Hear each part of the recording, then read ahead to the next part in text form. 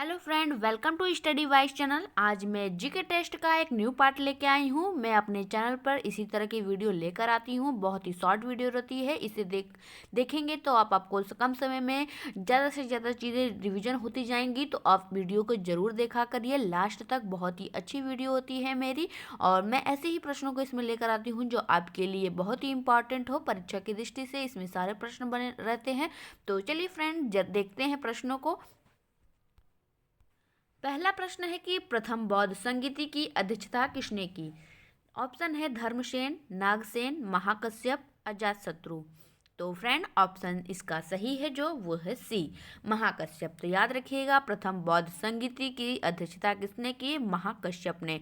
ये बहुत ही इंपॉर्टेंट है, तो याद रखिएगा। और यहाँ कुछ चीज़ें जान लीजिए, जैसे कि बौद्ध संगीतियाँ, कुल 4 बौद्ध संगीतियाँ हुई थी। प्रथम बौद्ध संगीति जो कि राजगिरी में हुई थी, सप्तपर्णी गुफा में। और यह शासनकाल किसके शासनकाल में हुई थी? तो ये अजातशत्रु के, जो हर्यक वंश के शासक थे, उनके काल में हुई थी। और इसकी अध्यक्षता, जैसे कि प्रश्न में पूछा गया है, महाकश्यप की अध्यक्षता में हुई थी।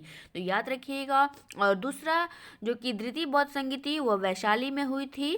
और यह कालाशोक जो कि शिशुनाग वंश के थे, उनके शासनकाल में हुई थी। और इसकी अध्यक्षता सर्वकामिनी की अध्यक्षता में हुई थी। और तृतीय बौद्ध संगीति पाटलिपुत्र में हुई थी।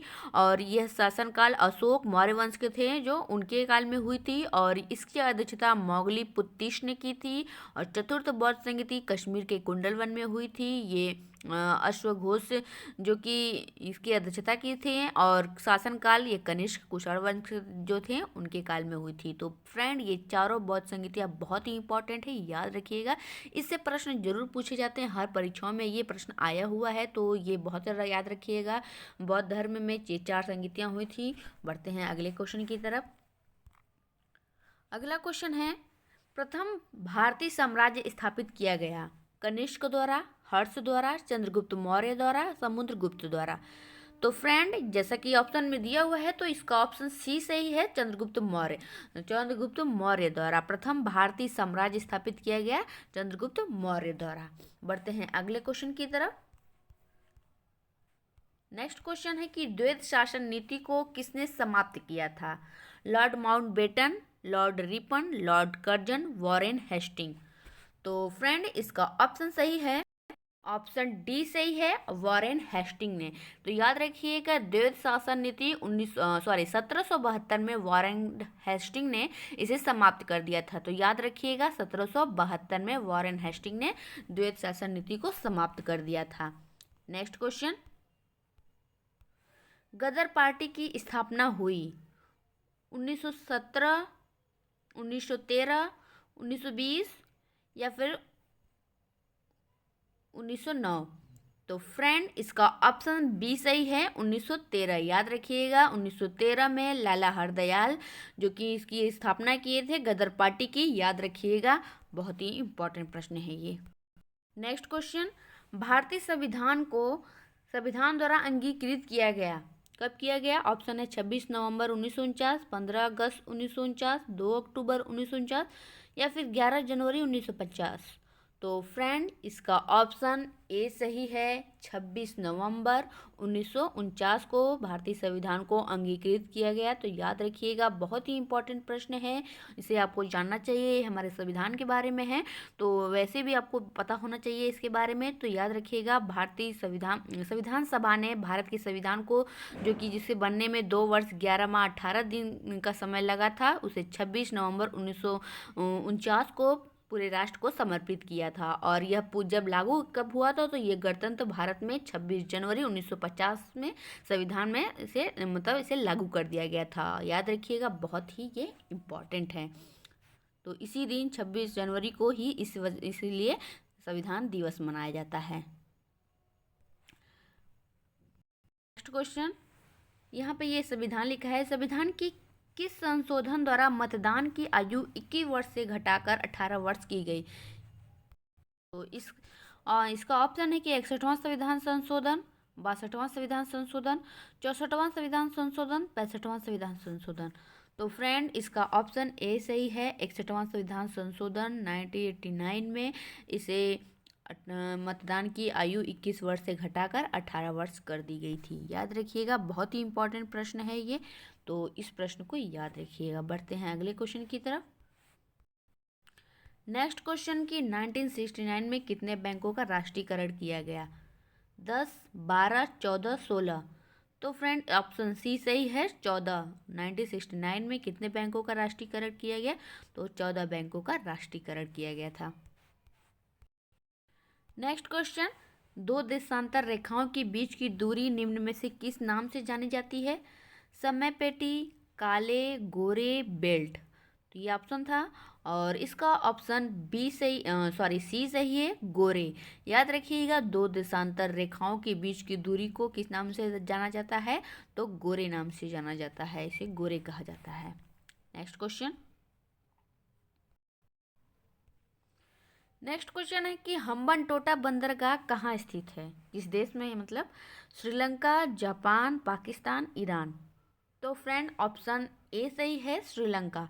याद रखिएगा, हम्बनटोटा बंदरगाह यह श्रीलंका में है। इस तरह के प्रश्न पूछे जाते हैं, तो मैं इसी तरह के प्रश्न लेकर आती हूँ। वीडियो को लास्ट तक देखिएगा, बहुत ही इंपॉर्टेंट प्रश्न मिलने वाले हैं आपको और भी। नेक्स्ट क्वेश्चन है कि निम्नलिखित में से किस देश में पंपास घास के मैदान स्थित है? ऑप्शन है अर्जेंटीना, पराग्वे, ब्राजील, दक्षिण अफ्रीका। तो फ्रेंड ऑप्शन ए सही है, अर्जेंटीना। अर्जेंटीना में उष्णकटिबंधीय जो घास के मैदान होते हैं पंपास, पंपास घास के मैदान कहाँ हैं? वो अर्जेंटीना में है। याद रखिएगा। बढ़ते हैं अगले क्वेश्चन की तरफ। निम्नलिखित में से किसे जुड़वा खनिज कहा जाता है? ऑप्शन है तांबा एवं टीन, सीसा एवं जस्ता, सोना एवं चांदी, लो अयस्क एवं कोयला। तो फ्रेंड इसका ऑप्शन बी सही है, सीसा एवं जस्ता को जुड़वा खनिज कहा जाता है। याद रखिएगा, ऑप्शन में सीसा और जस्ता है तो इसे जुड़वा खनिज कहा जाता है, याद रखिएगा। क्वेश्चन, किस देश ने सर्वप्रथम कागज बनाना प्रारंभ किया? भारत, अमेरिका, चीन, जापान। तो इसका ऑप्शन सी सही है, चीन। चीन ने सर्वप्रथम कागज बनाना प्रारंभ किया था। नेक्स्ट क्वेश्चन, मानव की सामान्य स्वास्थ्य आँख के लिए स्पष्ट दृष्टि की न्यूनतम दूरी मापी जाती है? 50 सेंटीमीटर, 15 सेंटीमीटर, 30 सेंटीमीटर, 25 सेंटीमीटर। तो फ्रेंड इसका ऑप्शन डी सही है, 25 सेंटीमीटर। याद रखिएगा, 25 सेंटीमीटर जो कि एक स्वस्थ आँख के लिए स्पष्ट दृष्टि की न्यूनतम दूरी मापी जाती है इससे। नेक्स्ट क्वेश्चन है कि टेलीविज़न का आविष्कार किसने किया था? जे.एल. बेयर्ड, मिलिकान, लुई ब्रेल, इनमें से कोई नहीं। तो फ्रेंड इसका ऑप्शन ए सही है, जे.एल. बेयर्ड ने टेलीविज़न का आविष्कार किया था। तो आप टेलीविज़न देखते हैं, टीवी, तो आपको पता होना चाहिए कि किसने आविष्कार किया था। नेक्स्ट क्वेश्चन, और ये हमारा लास्ट क्वेश्चन है। क्वेश्चन है कि वायु में कौन सी नोबल गैस नहीं होती है? Helium, neon, argon, radon. तो फ्रेंड इसका ऑप्शन डी सही है, रेडान। रेडान ये वायु में नहीं रहती है, ये जब भूकंप आता है तो उसमें से निकलता है। तो याद रखिए, रेडान भूकंप द्वारा उत्पन्न होती है, तो ये वायु में नहीं पाई जाती है। बाकी हीलियम, नियान, आर्गन ये वायु में नोबेल गैस रहती है। तो ये बहुत मेरे 15 क्वेश्चन कंप्लीट हो गए। आपको वीडियो कैसी लगी? कहीं भी कुछ भी अच्छा लगा हो, वीडियो कोई भी प्रश्न अच्छी लगी हो वीडियो में, तो लाइक करके जाइएगा। और मेरे चैनल को सब्सक्राइब नहीं किए हैं तो प्लीज़ सब्सक्राइब कर दीजिए, क्योंकि मेरे चैनल पे आपको इसी तरह की वीडियो मिलती रहेगी जो कि आपके लिए बहुत ही लाभकारी होगी। क्योंकि कम समय में आप इसी तरह रिवीजन करते जाएंगे तो आपको रिवीजन भी होता जाएगा और किसी भी तरह के आपको छोटे इस तरह के क्वेश्चन तो गलत करके नहीं आप आएंगे। अगर आप रिवीजन इस तरह करते जाएंगे रोज़ का रोज़, तो आप थोड़ा सा समय निकाल के मेरी वीडियो को ज़रूर देखा करिए। हम जानते हैं कि बहुत ही ये इस तरह के टफ प्रश्न नहीं है ये, लेकिन हर बार हम गलत सरल क्वेश्चन को ही करके आ जाते हैं अक्सर करके, क्योंकि हम टफ क्वेश्चनों पे ध्यान देते हैं, इजी क्वेश्चनों पे ज़्यादा ध्यान नहीं देते हैं। हमें लगता है याद है, लेकिन हमें कन्फ्यूजन हो जाता है एग्जाम में और हम गलत करके चले आते हैं। तो कम से कम हम इन इजी क्वेश्चनों को गलत ना करें, इसलिए हम इसे रिवीजन करते जाएं। और इसलिए आप शुरू से ही हर रोज़ इस तरह मेरी वीडियो को देखते रहिए, आपको रिवीजन होता जाएगा। तो प्लीज़ वीडियो अच्छी लगी हो तो लाइक करके जाइएगा, चैनल को सब्सक्राइब कर दीजिएगा। वीडियो देखने के लिए आप सबका बहुत बहुत धन्यवाद।